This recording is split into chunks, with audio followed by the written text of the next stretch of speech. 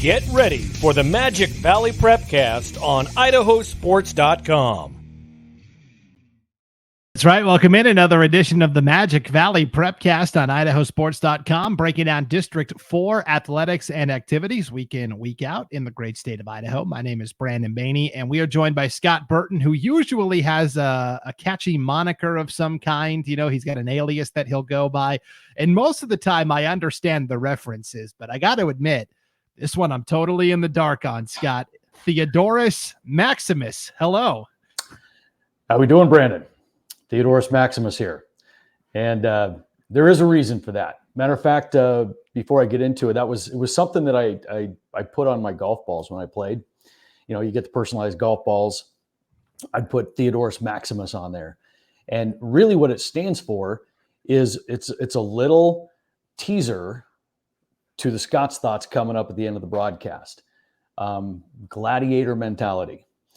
And so my gladiator name is Theodorus Maximus because Ted is my first name. And there you go, Theodorus. And then, of course, Maximus, duh.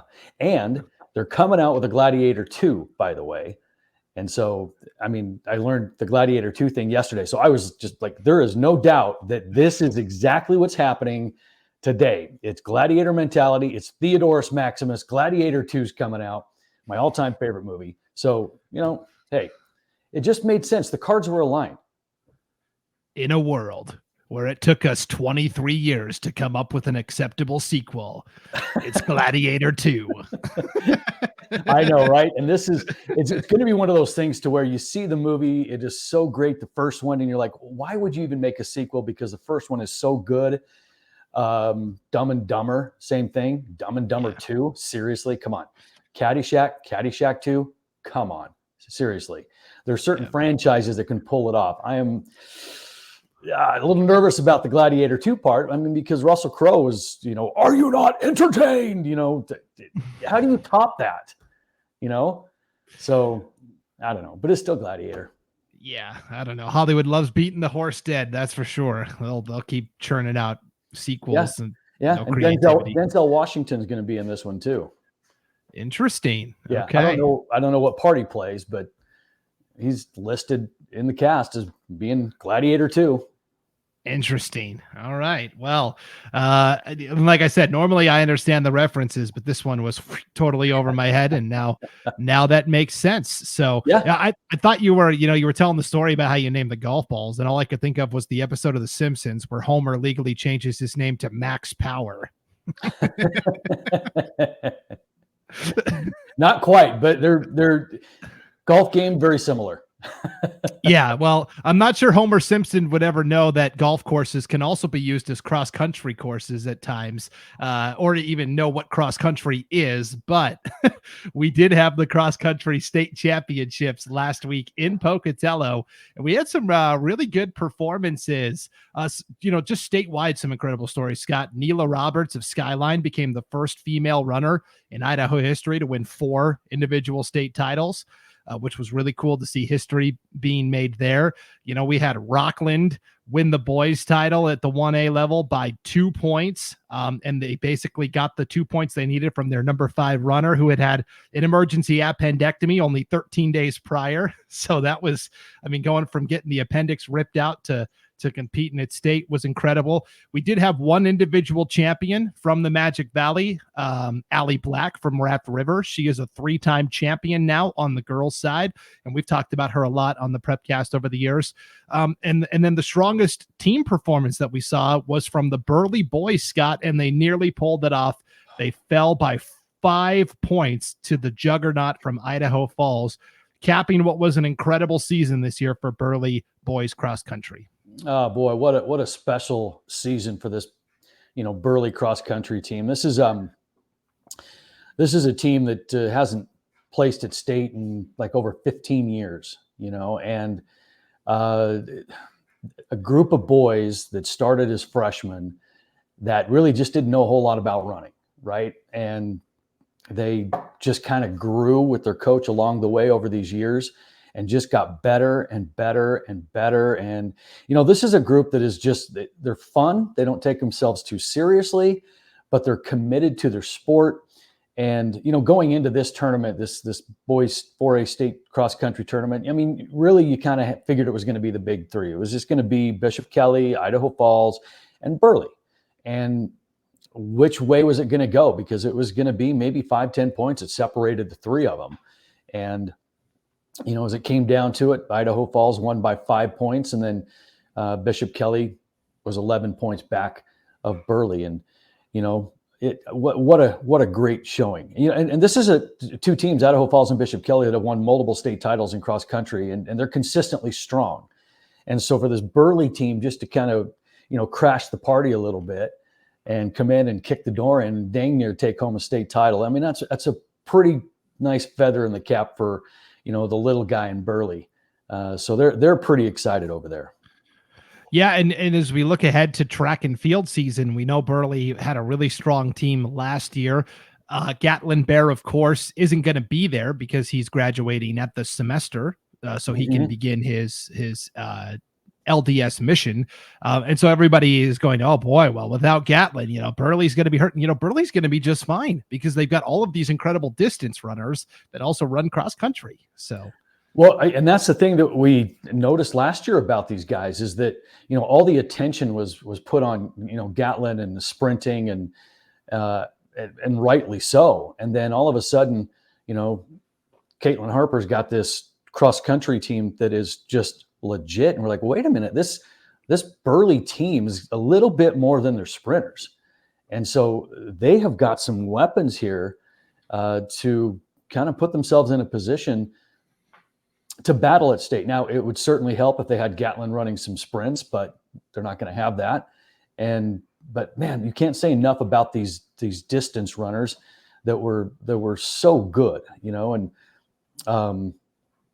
they like Austin Ricks, he started out as a freshman running 22 minutes for most of his races, and then 20 as a sophomore, and then third at state as a senior. I mean, it's the cool story behind this is you take these boys they were all freshmen and they just really didn't know much about anything, and neither did Coach Harper because that's when she started coaching, and so they all just grew together and just got better and better and better.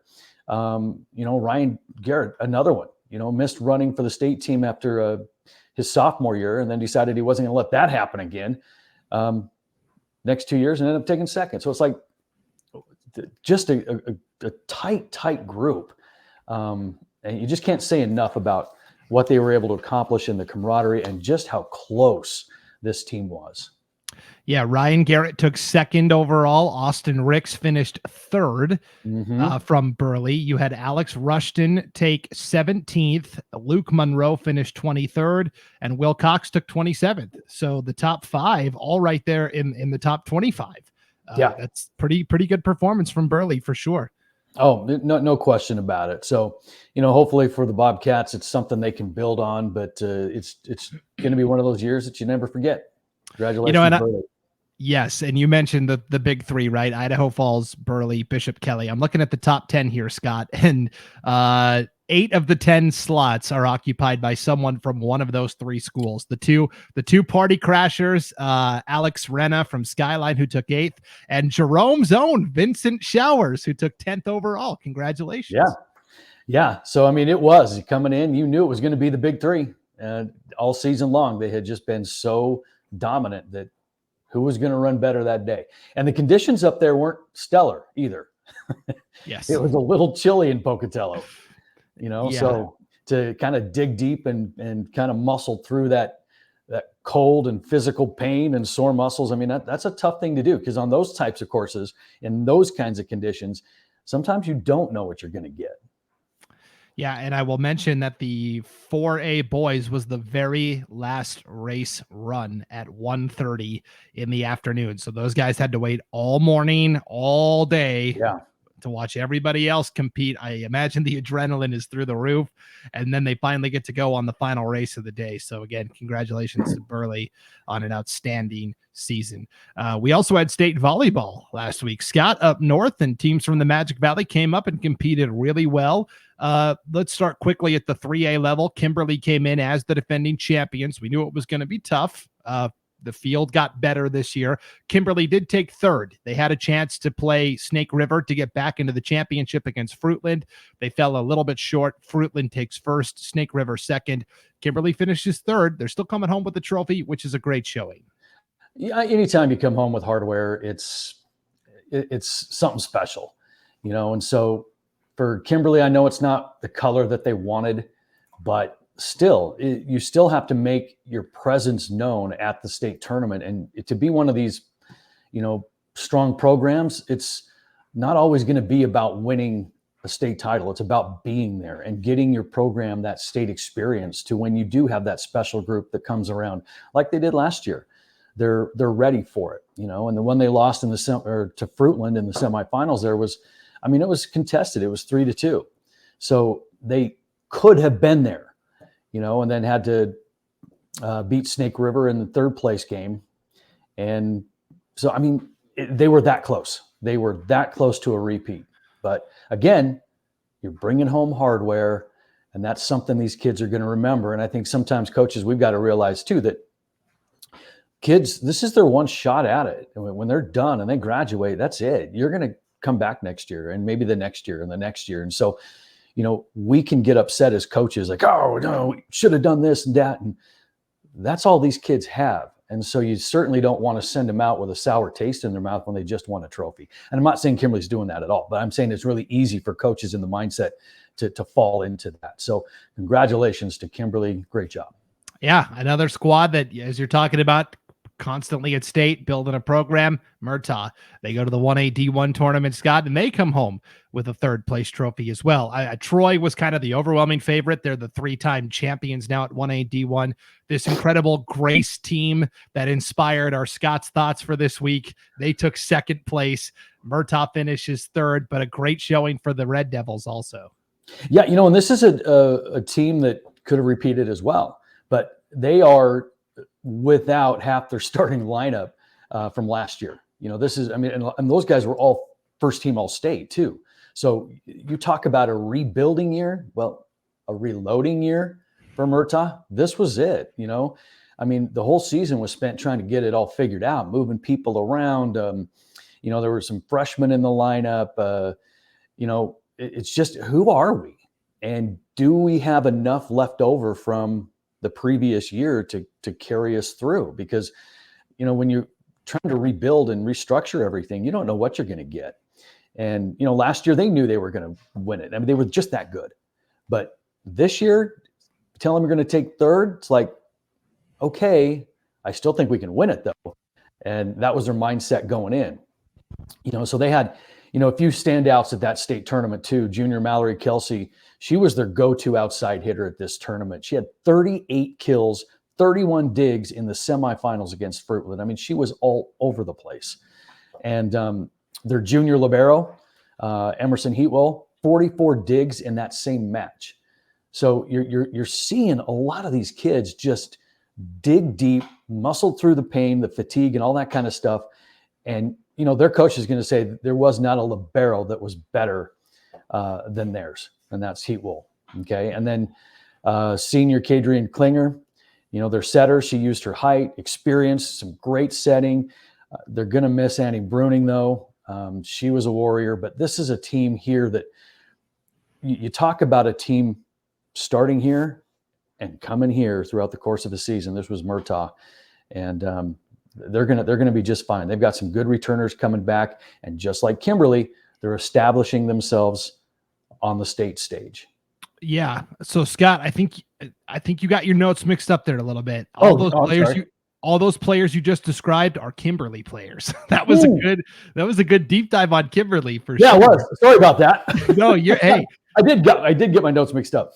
So you're totally good. Because Murtaugh was kind of in the same boat. They did lose a couple of key pieces from last year's team.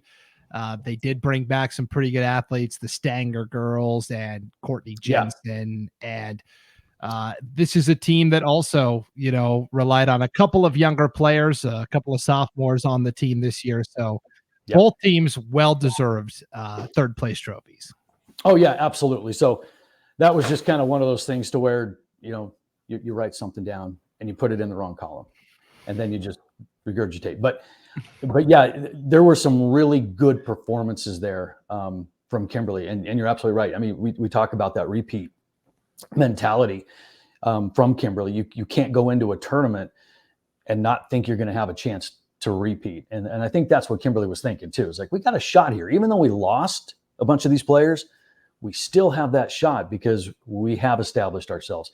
And some of those performances they had, especially against Fruitland, really epitomized why this Kimberly team is so good and why they continue to be so good and why they rolled through the regular season the way that they did. They just have got so much talent over there, boys side, girls side. It's a really nice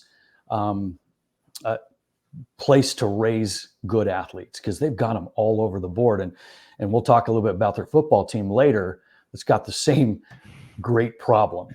Tremendous athletes over there. Yeah, Kimberly and Murtaugh, both their football teams are still alive. Yeah. And by the way, a lot of these volleyball players at both Kimberly and Murtaugh also play girls basketball. So just letting you know, right. They'll be pretty good in girls hoops this upcoming winter also. So yeah, let's dive into what happened in football quickly, Scott. We're only going to highlight a couple of the first round games because we could be here for 2 hours talking about everything that happened in the first round. I think the biggest story, the most exciting game involved a Magic Valley team that was on the wrong end of the scoreboard. So we'll save that one for last. Let's start with Dietrich, all the way down at the 1A D2 level. Scott, Dietrich, defending runner-up from a year ago, but they did lose a lot to graduation, and they experienced some ebbs and flows throughout the season this year. They ended up taking third place in their district, which was good enough for a playoff spot, but we talked about it last week. Okay, well, you got to hit the road now and play a district champion from District 3 Council.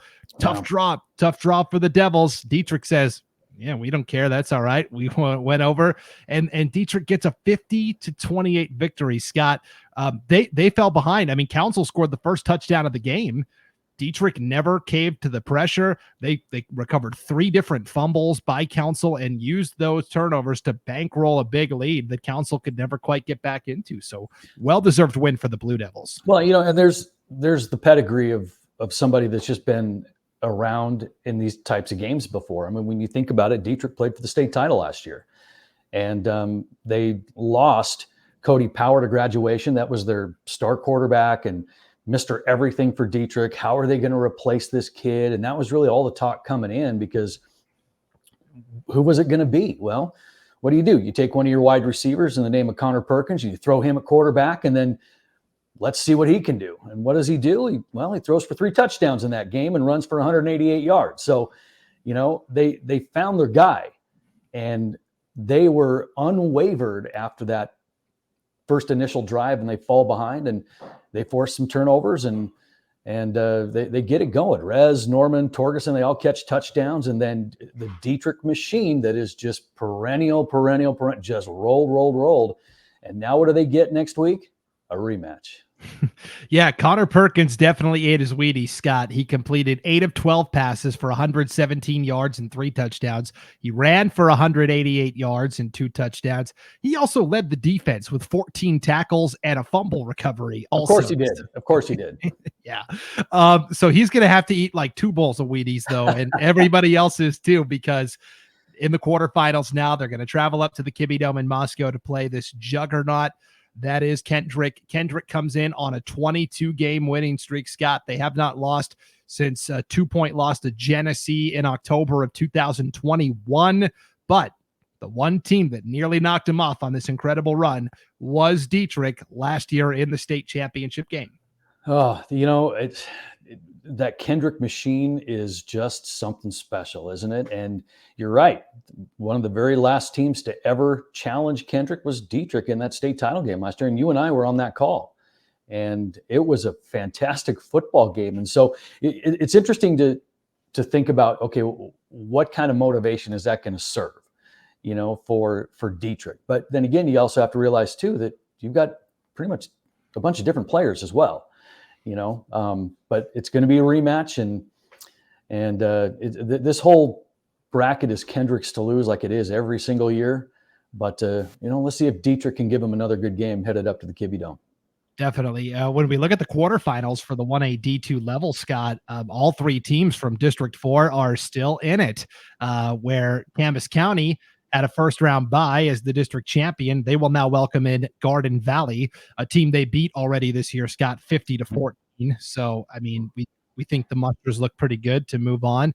And then you also Hagerman, who just beat Mackey in the most lopsided score of any first round playoff game. They win 70-0.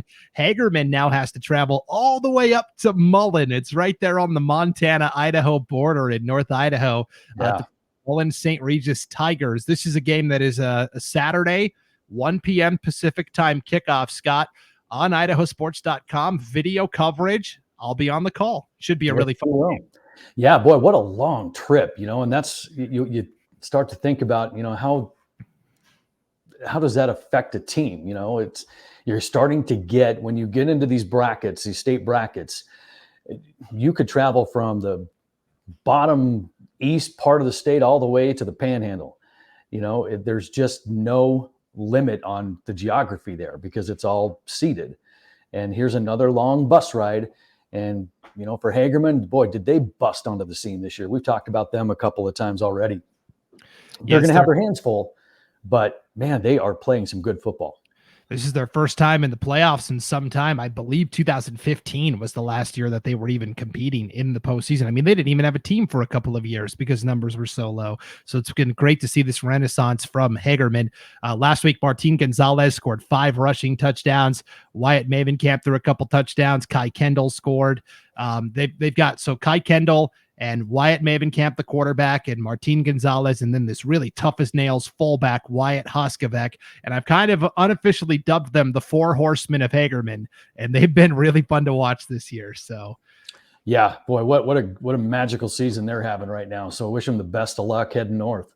Yep, for sure. So that's what's going on at the 1A D2 level. Scott, let's swing over to, I think, so Dietrich's win was the most eye-opening from the opening weekend. The most impressive win to me was Buell going on the road to McCall Donnelly and getting a 20-12 victory. Scott, I came on this show last week and said, yeah, I like McCall Donnelly. And Buell fans, if I'm wrong, I'd love to come back and wear it. Here's me coming back and wearing it. I was very impressed. McCall Donnelly scored on their first 2 possessions, Scott. They're up 12-0, and Buell shuts them out the rest of the way. What an impressive performance.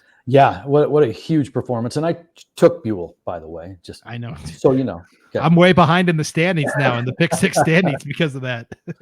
So yeah, this was a Buell team that had another long bus ride. I mean, we just got done talking about that. They drove all the way to McCall. They get off the bus and they can't see the field. It's covered in snow.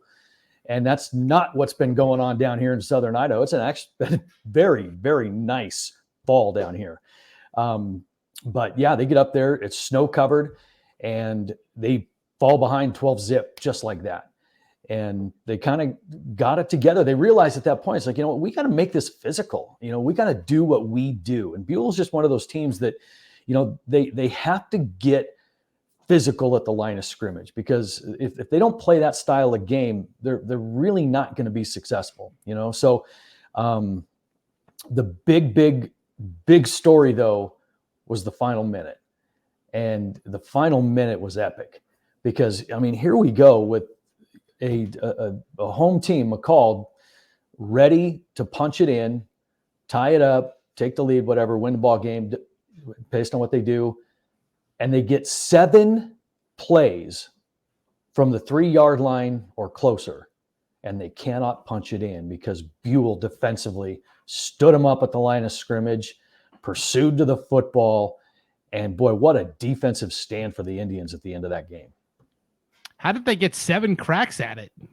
They had a penalty that gave them a first down, so they were moving, and they had an offsides penalty, which gave them a new fresh set of downs because they could have gotten a first down inside, close to the goal line.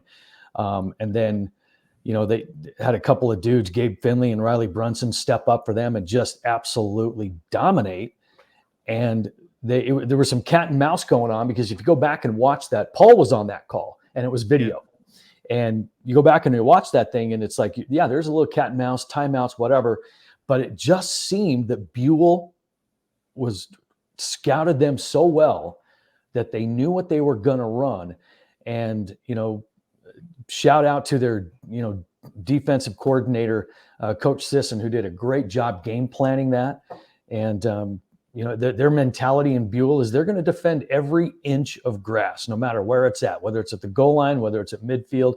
That blade of grass belongs to us. Defend it. And that's just kind of their warrior gladiator mentality. Just a little foreshadowing, but that's how they did it. And that's how they approached it. When you get a defensive stand like they did, that has got to be your mindset. And so, man, what a great effort on the road in the snow to move to the next round of the playoffs. Yeah, nicely done, Buell. I was wrong, and I accept it, and I'm totally in on it. And now Buell's going to try and do it again, Scott. They're going to go, this time a little shorter trip. They're going to go over to Pocatello to play inside Holt Arena. No snow there. They'll play on Thursday night, 8:15 on IdahoSports.com. They will take on the Teton Timberwolves, and this is a high-octane Teton offense with Thomas Roosevelt, the running back, Jack Nelson, the quarterback, Ty Brown, the 6'4" wide receiver. Buell's defense will have to carry the day again, and this time they are inside, which is what Teton wants. Yeah, that's exactly right. Because if you get a physical football team like Buell likes to play against a pretty high-octane offense in Teton, and you put them on the turf, advantage offense. You get them out in the elements, in the mud, the snow, the rain, the dirt, advantage Buell. So Buell's going to have their hands full. So they're going to have to be a little extra tonight, actually, at a Holt Arena to beat Teton. That's right. We're recording this on Thursday, November 2nd. Speaking of high-octane offenses, Scott, Kimberly, they're getting ready to host what to me is one of the most exciting quarterfinal matchups across the state. Weiser comes to Kimberly, and this is a contrast of styles. Kimberly and their high-octane offense versus Weiser and what's been a very stingy defense this year. Which strength will ultimately win out?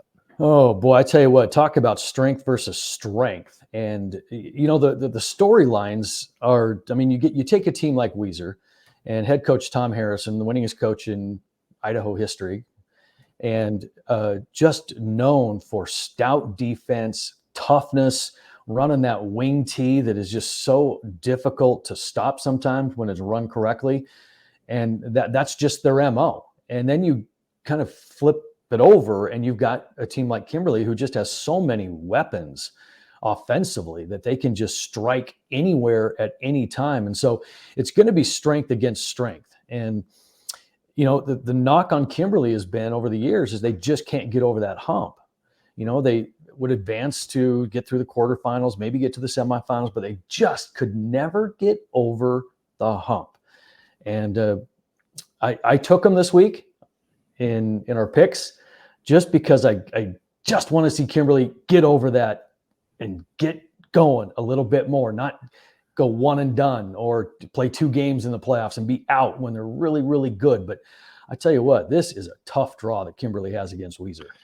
Yeah, no doubt. Every week we do the Idaho Sports Pick 6 on IdahoSports.com social media. All the Prepcasters make our picks. There's 6 games, 1 from each classification. And our 3A game this week was Weiser and Kimberly. I picked Weiser, Scott. So I know this one, I will be honest, I vacillated on this one a lot. I got to take Weiser. There's no reason why not to, but the only reason I didn't is because I went with my heart instead of my head and said, come on, Kimberly, let's go. Get over the hump here. And I didn't pick Weiser because I think Kimberly's bad. Both teams are exceptional. And this is going to be, I think, a really fun game. This will be Friday night, 7:00 in Kimberly. Should be a really fun matchup. Those are the 3A teams still alive, Scott. Let's jump up to 4A, where the most exciting game of the opening weekend, I think, was the game that you were on the call for on IdahoSports.com, Minico and Emmett. Now, it didn't go Minico's way. They end up falling by 1 in overtime, Scott. Essentially, the 2 teams traded scores. Every time Minico would score, Emmett would answer, and vice versa. We get to overtime. Minico's got the ball first, right? And what happens on their possession?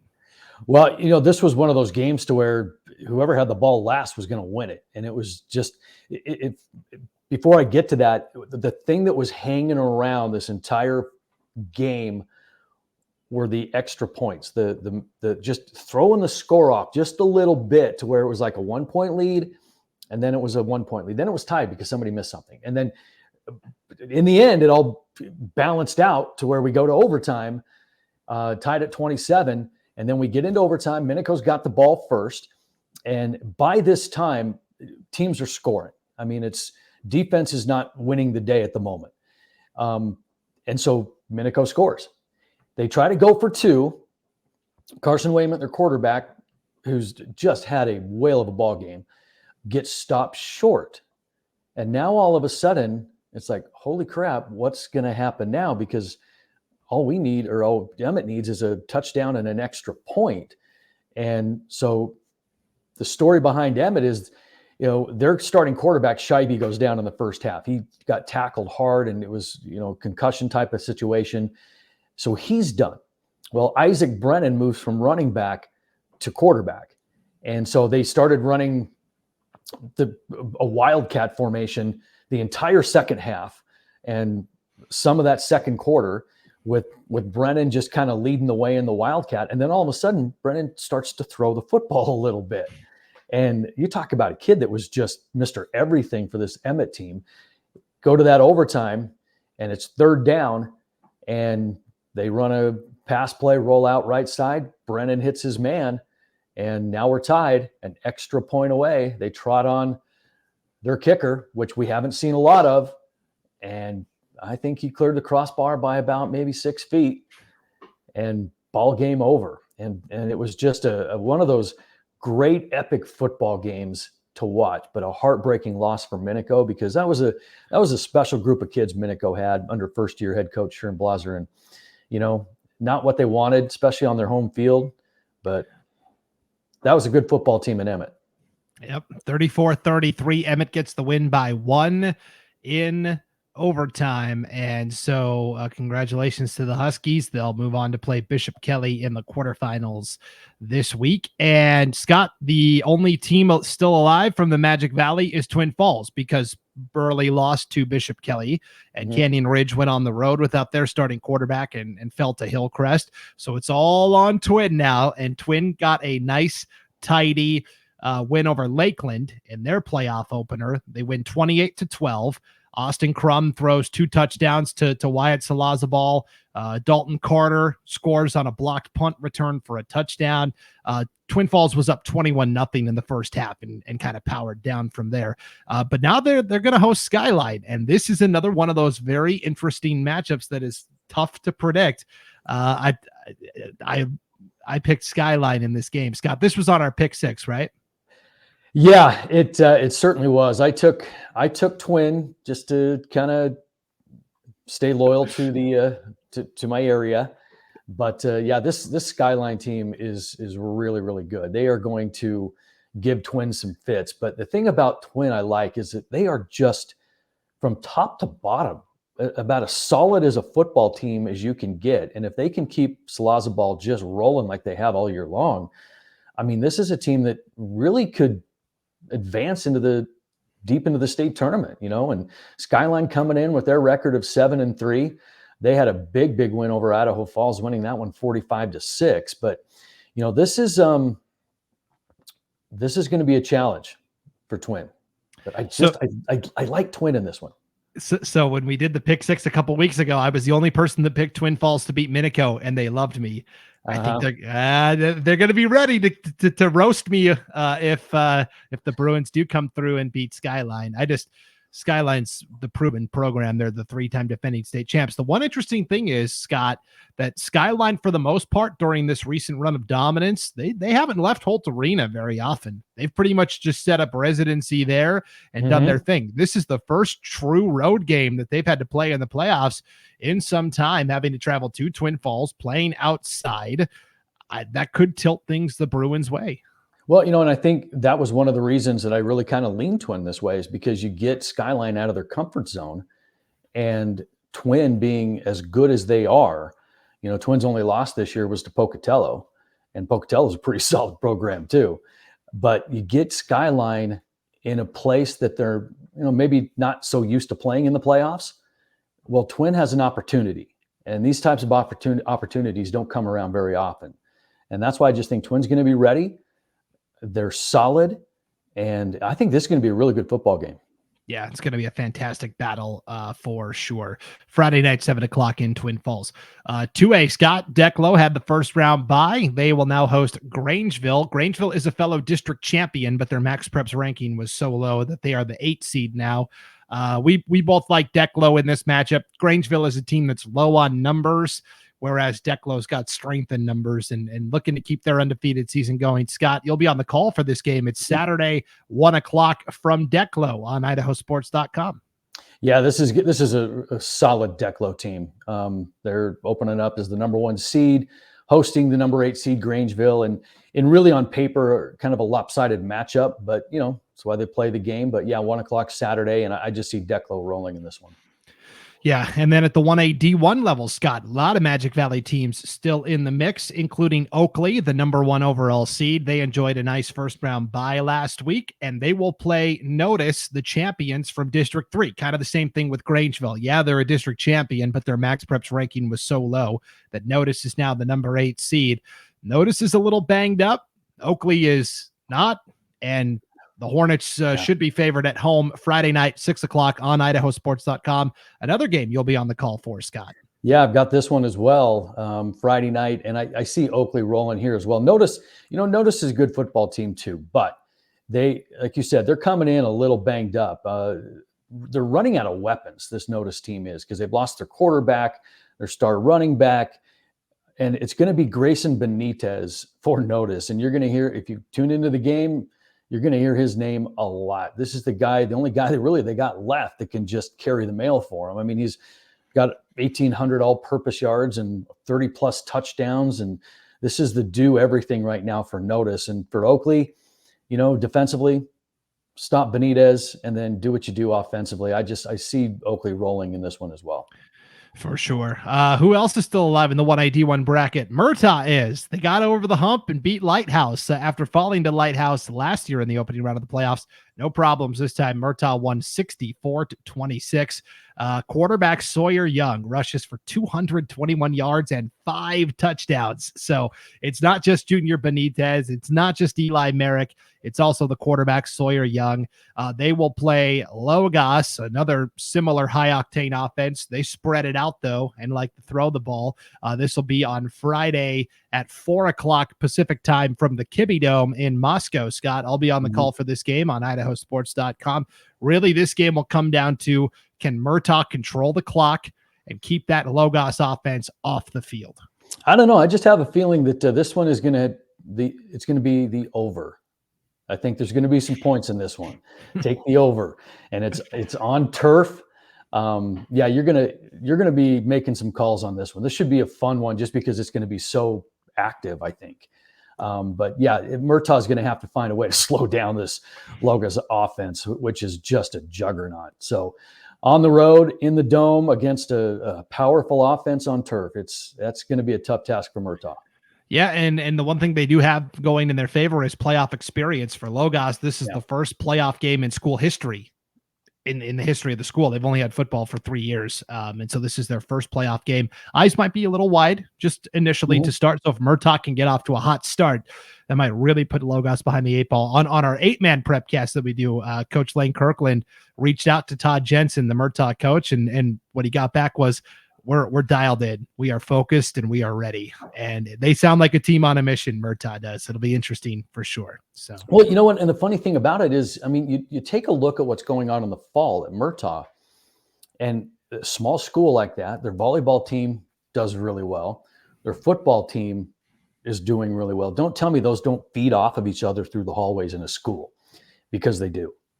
And so when you get that small, tight school and people are just doing well, there's a buzz in Murtaugh, and that is helping this Murtaugh football team get ready to go. And plus, Coach Jensen's been around for a while. He knows how to do it. And you talk about experience. The experience isn't necessarily with the players, because the players recycle. The experience factor comes in a lot with the coaching staff, because they're the ones that are going to know how to handle the mindset of the players. and how to prepare them, because you're going to get some of these new coaches that just go into a state tournament for the first time and they're wide-eyed and excited like everybody else, and all their players are feeding off of him. And it's like, you've got to be the calm guy, but act like you've been there before. Coach Jensen's been around enough to have that experience. Yeah, I was doing some research for the game, and Coach Jensen, of course, he's coached basketball for a really long time too. And he's won 4 girls basketball state championships in his career, 1 at Marsh Valley, 3 at Sugar Salem. Scott, all time in the girls state basketball tournament, Coach Jensen is 16-6, and he is 4-0 in championship games. And that's that experience I'm telling you about. It's the experience of the coach and how to approach these games and keep your players from just kind of wigging out on you through excitement and nerves and all that kind of stuff. A veteran coach knows how to handle those situations. Yeah. A real quick note too, it has nothing to do with the Magic Valley, but this was a cool story I saw where you talk about football and volleyball feeding off of each other. Well, last week, Bonneville, their football team had to travel to Sandpoint for their first round playoff game. Well, the Bonneville volleyball team is playing at their state tournament in Post Falls. So what does the Bonneville football team do? Well, they stopped off at the state volleyball tournament for a little bit, cheered on the girls that ended up taking second place at the 4A state tournament. So that was kind of a cool deal where the football team stopped off at Post Falls for a little bit to cheer on the volleyball team. And when you can pull that off, it's kind of a cool deal. It is. I saw the picture online and it was just like, oh, that is so cool. But those situations don't present themselves very often. So you better take advantage of it. And Bonneville did. And, Bonneville is one of those communities that is so supportive of one another. They're, perennial favorites in everything every year. They're just good. And so for Bonneville to do that doesn't surprise me, but what a cool thing for their volleyball team. Definitely. Valley is also still alive in the football playoffs. Scott, they beat Potlatch last week 30-16. They were up 30-0 in the fourth quarter, and Potlatch had a couple of scores late. Thomas Vargas had a 9-yard touchdown run to open the scoring, and then he had a 35-yard fumble return for a touchdown. Scott, a fumble return. I put it in quotes because when you watch it on film, he literally just takes the ball from the running back and says, this is mine. I'll see you later. And he goes the other way. Yeah. Statistically, fumble return, realistically, he was a bully. Let's be honest. Yeah. So Thomas Vargas got a touchdown on O and D. Now Valley has to go inside Holt Arena to play a really tough Butte County team that's playing for a lot more than just, a chance to advance, right? With rallying around their teammate Dylan Waymeyer, who is still battling the medical problems that plagued him a couple weeks ago. So a tough matchup for Valley, but they're a fast track offense inside the dome. Who knows what will happen? Yeah, here. I mean, really for Valley, it begins and ends with their quarterback, Josh Hardy. I mean, what's he going to be able to do? Is he going to be able to, get it to that second level against this Butte County defense? And this Butte County team is really, really good. And you mentioned it. They're playing with a little bit of extra motivation. And anything is possible up at Holt. And that's going to be a really good game as well. Valley's going to have their hands full, but I think they can hang if they can just get Hardy going. Yep. Valley's been in a lot of close games this year against good teams. So this won't be anything new for Coach Ayers and company for Valley. All right. Well, that is a rundown of all of the on-field activities that are taking place this week in the Magic Valley. And now we're going to go, of course, outside the arena and into the conservatory for Scott's thoughts. Into the Skype board, really, I think is more like it. Yeah. All the things rattling around up here. We're going into the utility closet. No, I'm just kidding. That's lightly putting it.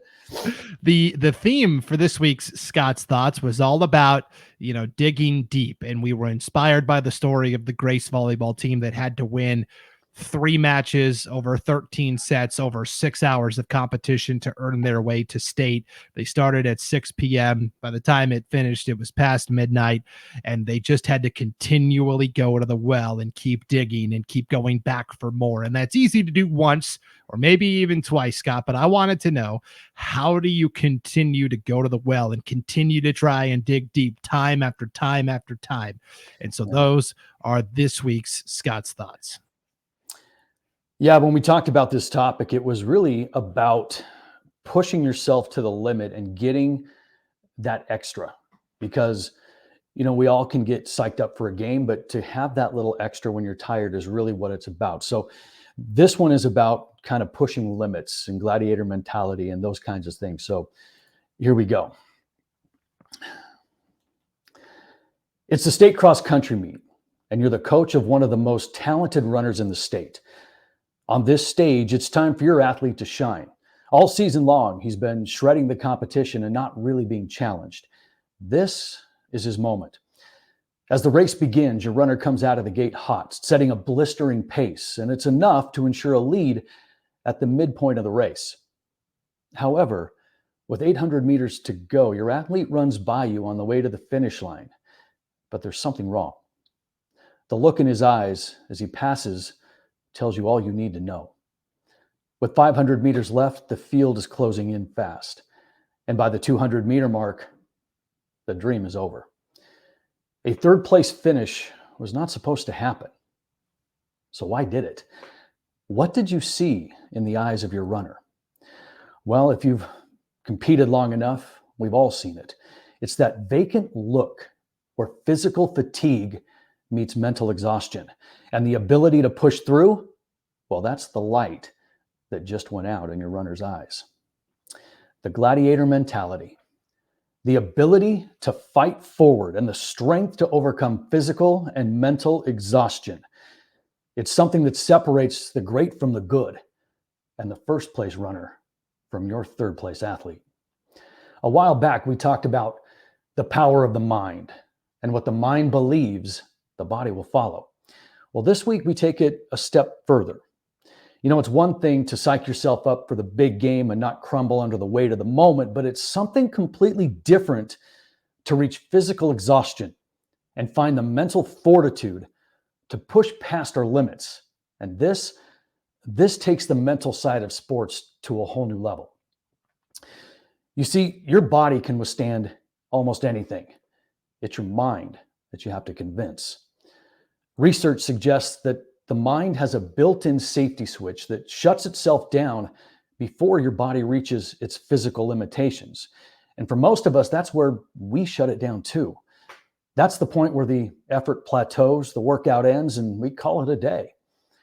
And while the average athlete showers up and leaves the building because they did all they could, the champion stays behind and realizes that you either push your limits or you suffocate in your comfort zone.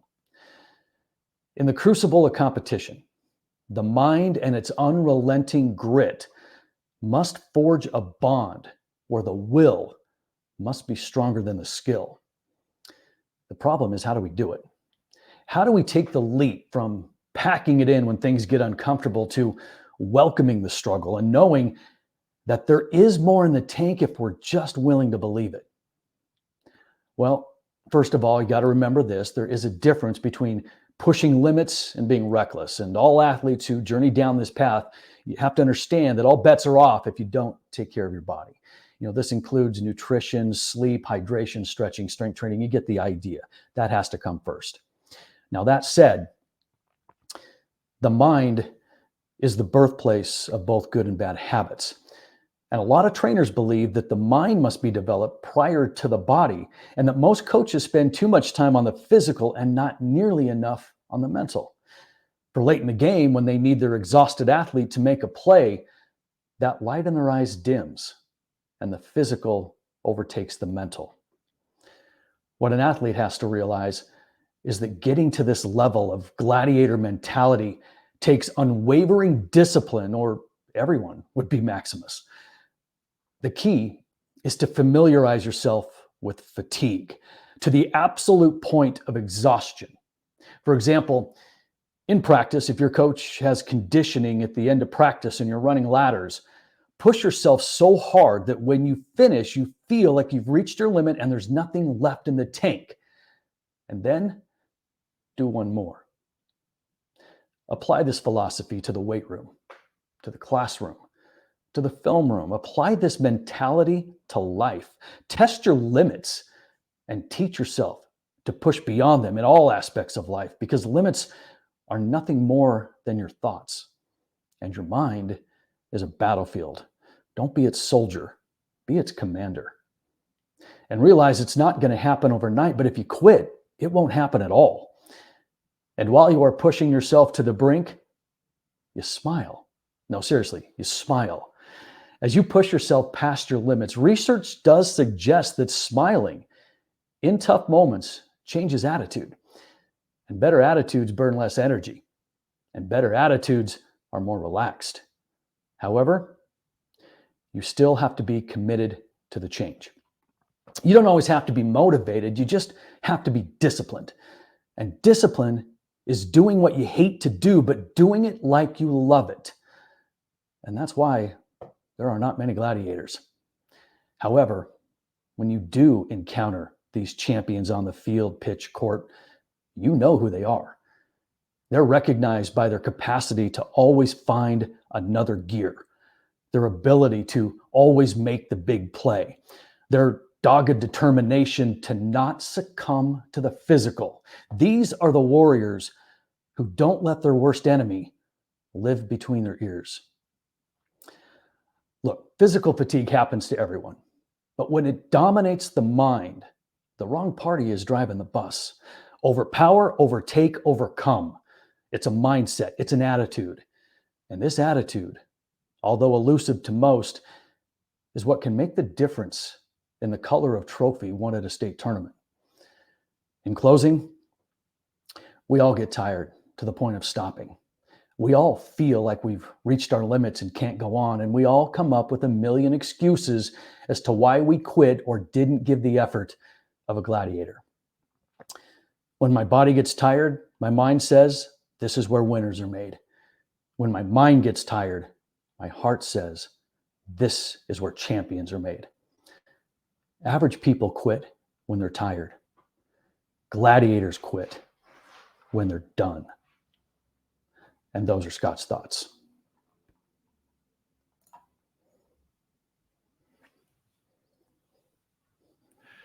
Champions don't mute their mic and then forget to unmute it. Caught up in the moment. Yes. I was going to say, Scott, I think we just wrote the tagline for the Gladiator 2 trailer. I think so. That last line, I was thinking that too. It's like average people quit when they're tired. Gladiators quit when they're done. Yeah. Boom. Oh my God. That's epic. Yeah. Wow. Yeah, I like that one. That one was a little easier for me to come up with just because, I mean, it was so close to one thing that we did before about kind of handling pressure in the spotlight and blah, blah, blah. But this one was about the physical side of things and how it marries the mental. And you've got to have the right one in charge, because everybody can get to the point they're tired, but can you get past that point? And that's where you dig in. And so I really like this one. Yeah, the degree of difficulty was pretty high for this week's Scott's thoughts. So I'll give you a layup for next week's topic, Scott. Last week, I'm broadcasting a first round playoff game at Clark Fork, right? And I am in, like so many of our small schools, there's no press box, or there is a press box, but it's essential personnel only. I'm in the bleachers, right? I'm in the top row of the bleachers and I'm broadcasting. And most of the fans are awesome. There is one guy, though, that is like right next to me, just constantly harassing the players from the other team, harassing his own team's players, harassing the coaches from his own team. And all of that, okay, we've talked about that a million times, and that'll be another Scott's thoughts later on. But the language this guy was using, swear words that audibly, I'm sure, were picked up on the broadcast. Effing BS. Wow. And you know what I'm saying? Yeah. And so that's this week. The upcoming Scott's thoughts is language, the words we use, the words we choose to use, especially those words that, you know, if somebody called you out on it, you wouldn't be proud of saying what you said. Wow. That's a good one, because that is something that applies across the board. And man, knee-jerk reaction to this one. Well, you talk about the fabric of society crumbling. It starts in our language, because that is our mode of communication. And if we devalue our language and the words that we choose, then we pretty much devalue communication and the way that we do it. There's a certain respect level for the English language. There's a certain respect level for intelligence. And just because you know a bunch of swear words in Spanish doesn't mean you know Spanish, And so, yeah, I think there's got to be a respect level for the language, and basically, the morality of it all too has declined. And you look at kind of what we've let become acceptable, and we're always going to push that envelope. But man, you look at some of the stuff now that we see on TV and some of the stuff that we get away with. That's not the way that we grew up as kids. I mean, we've seen that change as well. So there's my first reaction to it, but that's a good one because that's across the board. Yeah. And I mean, it's at games, it's in everyday. I mean, I feel like swear words have become almost casual, in some walks of life. So yes, naughty language is going to be our Scott's thoughts for the upcoming weeks. So as always, we will recap all of the big football action that happened in the quarterfinal round. Scott, state swimming, I know, is also going to be taking place pretty quickly here, and we'll update you on any big stories from state swimming if there are any from the Magic Valley. And otherwise, we're locked in and loaded for football. And man, girls basketball is like just around the corner. I'm not really ready for it, but yeah, next week, man. Next week it starts. Games, oh my gosh, where did it go? I mean, this break that you get sort of between fall and winter just disappears so quickly. And here we go, ground running next week for girls basketball. Yeah, look out. Here we go. So anyways, we will bring the biggest stories to you once again next week. But until then, for Scott Burton, I'm Brandon Baney. Enjoy the competitions this weekend, everybody, and we'll see you next time on the Magic Valley Prepcast on IdahoSports.com.